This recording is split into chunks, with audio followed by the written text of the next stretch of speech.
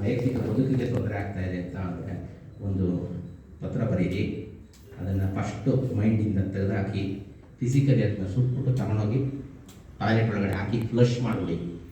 Grounded, it is gone out of your life. Now fresh up your self and do the ಧ್ಯಾನ. Automatically ಅವ್ರ ತಲೆ ಒಳಗಡೆ ಬರೋದಿಲ್ಲ, ಅವ್ರು ನಿಮ್ಮ ಎನರ್ಜಿ ಕನ್ಸ್ಯೂಮ್ ಮಾಡೋದಿಲ್ಲ. ನಿಮ್ಮ ಜೀವನದ ಉದ್ದೇಶ ಏನು ಅಂತ ತಿಳ್ಕೋಬೇಕು ಅಂದರೆ 3 ಗಂಟೆಗಳ ಕಾಲ ಸತತವಾಗಿ 48 ದಿನಗಳು ಧ್ಯಾನ ಮಾಡಿದ್ದಾದಲ್ಲಿ within that 48 days you will understand the purpose for which you are born on this earth. And it will only tell you, the inner voice will tell you.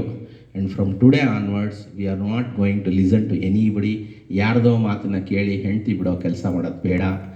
ನಮ್ಮ ಮನಸ್ಸಿನ ಭಾವನೆಗಳು ಏನಿದ್ದಾವೆ, ನಮ್ಮ ಒಳ ಮನಸ್ಸು ಏನು ಹೇಳ್ತಾ ಇದೆ, ಆ ಮನಸ್ಸಿನ ಅರ್ಥವನ್ನು ಏನು ಹೇಳ್ತಾ ಇದೆ ಅನ್ನೋದನ್ನು ಅರ್ಥ ಮಾಡಿಕೊಂಡು ನಂಬಿಕೆ ಇಟ್ಟು ನಾವು ತಗೊಂಡಂಥ ನಿರ್ಧಾರಗಳಿಗೆ 100% ರಿಸಲ್ಟ್ ಸಿಗುತ್ತೆ. ಹೈಲೈಟ್ ಆಫ್ ದಿ ಕ್ಲಾಸ್ ಏನಪ್ಪ ಅಂತಂದರೆ blanket approval, taking A blanket approval. ಒಂದು 4 ಜನಕ್ಕೆ ಈ ಸಹಾಯ ಆಗುತ್ತೆ, ಈ ಕೆಲಸನ ನಾನು ತಗೋತೀನಿ, ಅದರಿಂದ ನನಗೆ ಈ ಥರದ ಬೇಡಿಕೆಗಳಿದ್ದಾವೆ, ಇದನ್ನು ಈಡೇರಿಸು ತಾಯಿ ಅಂತ ಕೇಳ್ಕೊಂಡಿದ್ದಾದಲ್ಲಿ sacred energy will bring you the whatever is required. And please fix up the time. ನನಗೆ ಇನ್ನೊಂದು ವಾರದಲ್ಲೋ ಇನ್ನೊಂದು 3 ದಿನದಲ್ಲೋ ನನಗೆ 1 ಲಕ್ಷ ರೂಪಾಯಿ ದುಡ್ಡು ಬೇಕಿದೆ, ಅದು ಪರ್ಪಸ್ 4 ಜನಕ್ಕೆ ಹೆಲ್ಪ್ ಆಗೋದ್ರಿಂದ ಅನ್ನೋದಾದರೆ ಖಂಡಿತವಾಗ್ಲೂ ಈಡೇರುತ್ತೆ. ಲಾಸ್ಟ್ ಟಿಪ್ ಈಸ್, ಏನೋ ಗೊತ್ತಿಲ್ಲ ಸರ್, ಒಂದಷ್ಟು ಸಾಲ ಮಾಡ್ಕೊಂಬಿಟ್ಟಿದ್ದೀನಿ, ಅದು ಏನೋ ಸಮಸ್ಯೆಗೆ ಸಿಕ್ಕಾಕೊಂಬಿಟ್ಟಿದ್ದೀನಿ, ಅದರಿಂದ ಹೊರಗೆ ಬಂದುಬಿಟ್ರೆ ನಾನು ಧ್ಯಾನ ಮಾಡ್ತೀನಿ ಅನ್ನೋದಾದರೆ ಆ ಸಬ್ಮಿಷನನ್ನು ದಯವಿಟ್ಟು ಮಾಡಿ. ಅದಕ್ಕೆ ನಿಮ್ಮ ರಿಗ್ರೆಟನ್ನು ಸಬ್ಮಿಟ್ ಮಾಡಿ.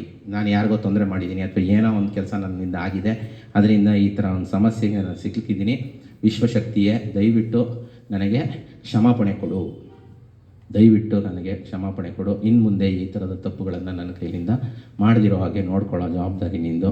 ನಾನು ಗೊತ್ತಿಲ್ದಿರ ಮತ್ತೆ ಇದನ್ನು ನಾನು ಮಾಡೋದಿಲ್ಲ ಅನ್ನೋಂಥ ಸಬ್ಮಿಷನ್ ನಿಮ್ಮಿಂದ ಆಗೋಗ್ಬಿಟ್ರೆ ಇಮ್ಮಿಡಿಯೇಟ್ ಕ್ಷಮಿಸೋಕ್ಕಾಗದಿರೋ ಅಂಥ ತಪ್ಪುಗಳು ಯಾವುದೂ ಇಲ್ಲ. ಎಲ್ಲದಕ್ಕೂ ಕ್ಷಮೆ ಇದೆ. ಆದರೆ ಕ್ಷಮೆ ಕೇಳಬೇಕು ಅನ್ನೋಂತಹ ದುರಹಂಕಾರ ಇದೆಯಲ್ಲ, ಈಗೋ ಅಬಾಬಾ ಪ್ರತಿಷ್ಠೆ, ಅದು ನಮ್ಮನ್ನು ಬಿಡೋದಿಲ್ಲ. ಇದಕ್ಕೊಂದು ಉದಾಹರಣೆ ಏನಪ್ಪ ಅಂದರೆ, ನಾವು ಹೋಗಿ ಭಿಕ್ಷೆ ಬೇಡಿದರೆ ನಾವು ಬೇಡ್ತೀವಾ?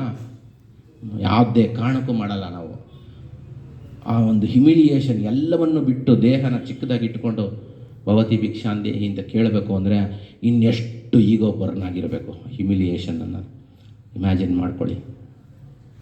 ಸೊ ಹಾಗಾಗಿ ನಮಗೆ ಜಡ್ಜ್ಮೆಂಟ್ ಬೇಡ. ಕೆಟ್ಟದು ಒಳ್ಳೆಯದು ಅಂತ ಯಾವುದೂ ಇಲ್ಲ ಪ್ರಪಂಚದಲ್ಲಿ. ಎಲ್ಲವೂ ಆಯಾ ಸಂದರ್ಭದ ಅನುಗುಣವಾಗಿ ಆಗ್ತಾ ಇದೆ.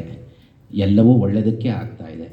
ಆಗೋದೆಲ್ಲ ಒಳ್ಳೆಯದಕ್ಕೇ, ಆಗಿರೋದು ಒಳ್ಳೆಯದಕ್ಕೆ, ಮುಂದೆ ಆಗಲಿರೋದು ಒಳ್ಳೆಯದಕ್ಕೇ. ನಿನ್ನೆ ಯಾರದ್ದು ಆಗಿದ್ದು ಇವತ್ತು ನನ್ನದಾಗಿದೆ, ನಾಳೆ ಮತ್ತೊಬ್ಬರದ್ದು ಆಗಲಿದೆ. ಇದೇ ಪ್ರಕೃತಿಯ ನಿಯಮ, ಇದೇ ಸತ್ಯ. ಇದನ್ನು ಅರ್ಥಕೊಂಡು ನಾವು ಎಲ್ಲರೂ ಧ್ಯಾನ ಮಾಡೋಣ. ಧ್ಯಾನಾಸಕ್ತರಾಗಿ ನಾವು ಬ್ರಹ್ಮಶ್ರೀ ಪತ್ರಿಜಿ ಮಹಾರಾಜ್ ಅವರಿಗೆ ಮತ್ತು ನನ್ನನ್ನು ಇಲ್ಲಿ ಕಳಿಸಿದಂಥ ನನ್ನ ಗುರುಗಳಾದಂಥ ಕೃಷ್ಣಪ್ಪ ಅವರಿಗೆ, ಎಲ್ಲರಿಗೂ ಧ್ಯಾನದ ಪಿರಮಿಡ್ ಮಾಸ್ಟರ್ಸ್ಗೆಲ್ಲ ವಂದಿಸುತ್ತಾ, ನನ್ನ ಈ ಮಾತಿಗೆ ಅವಕಾಶ ಮಾಡಿಕೊಟ್ಟಂಥ ಈ ಸಂಸ್ಥೆಗೂ ಎಲ್ಲರಿಗೂ ಧನ್ಯವಾದಗಳು. Thank you sir.